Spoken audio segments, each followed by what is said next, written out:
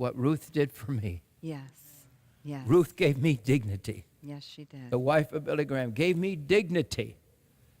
And I said, I'm bringing her flowers. Yes. And there I am. Somebody had a Praise picture God. there, a camera. Mm. And the only reason I want to lay flowers at Billy Graham's grave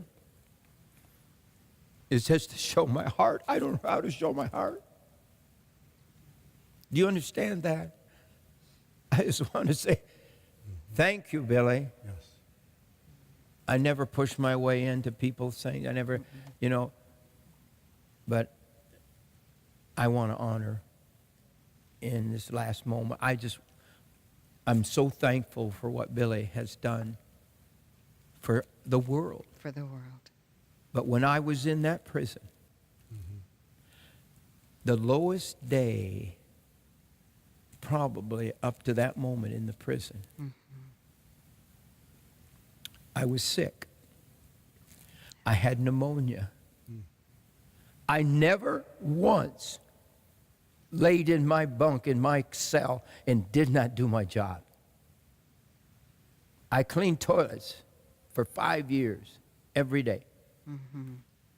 I would not lay in the bed, and even though I felt like I was dying, I got pneumonia. You know why I wouldn't do it? Why I wouldn't let somebody else? Because if I didn't do my job, another inmate would have to do my job. They would have to do my job and probably their job. And I was never going to have an inmate say, that Christian, that Jim Bakker, holier than thou, he lays in bed when I'm doing his work.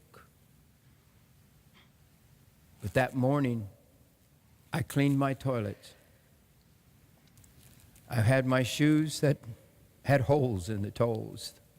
They were my toilet shoes. I had 2 pair of tennis shoes. That was rich in prison. That was abundant living to have 2 pairs of tennis shoes.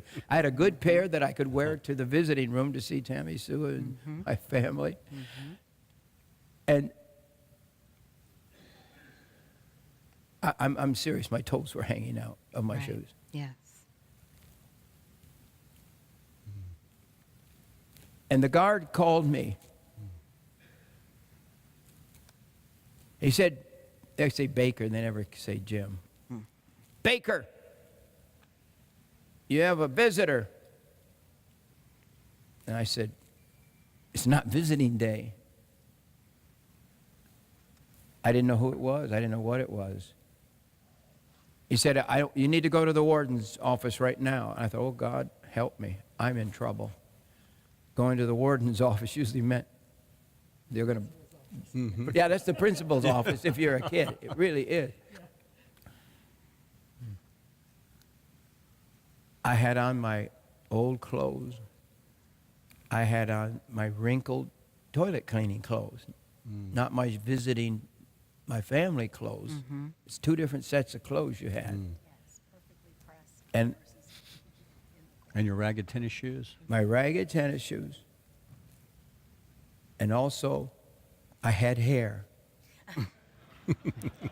But it was so disheveled because they wouldn't give you anything. Hairspray could be a flame gun. Yeah. You just put fire to a weapon. spray of hair. Right. You ladies could get in trouble. Oh, yeah. Don't smoke if you're going to spray hair. You could go up in flames because, it's really dangerous. Right. And so in prison, they don't give you anything. No hair goop, no nothing.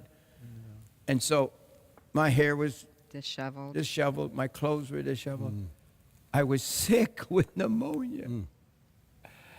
I looked like a man that had been sleeping under a bridge for years. So I walked over to the warden's office across the prison yard. And I stood out there, and I remember I stood on a piece of carpet, and one of the guards just walked by and said, Bakker, what are you doing here? And I said, well, they called me to the guard. They see the not the principal, the warden. And he said, well, you can't stand here. He said, go stand over there.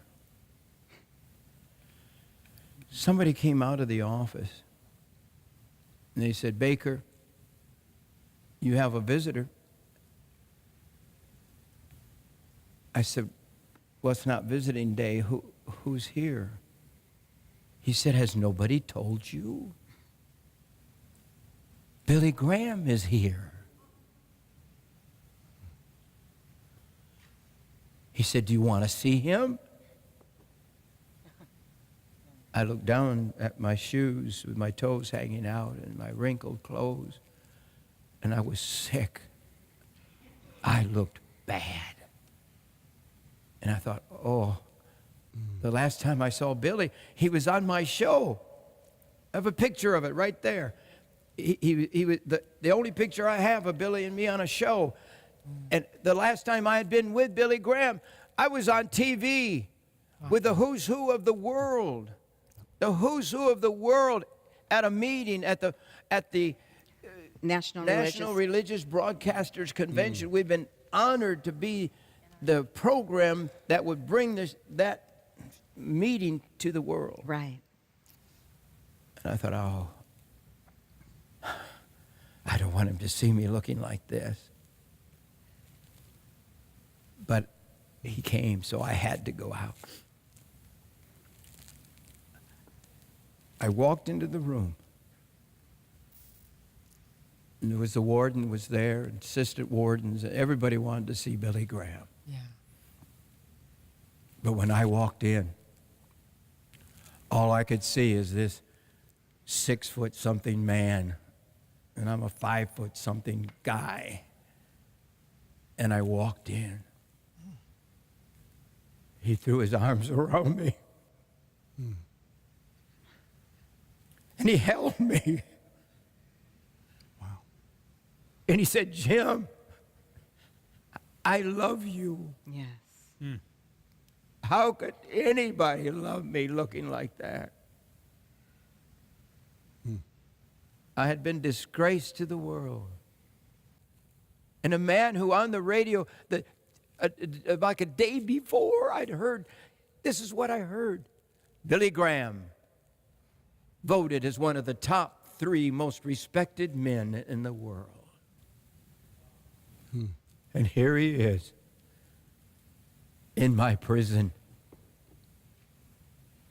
holding me in his arms, telling me that he loved me. Wow. And I didn't feel love very much anymore.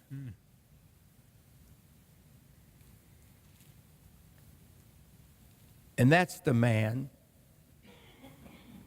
that's lying in that coffin today. That's right. Wow. That's why I just want to put flowers on his grave. Yes. That sounds silly, but there's nothing else I can do for him but preach the gospel and win souls to Jesus Christ. Amen. Because that's the passion of his heart. Right.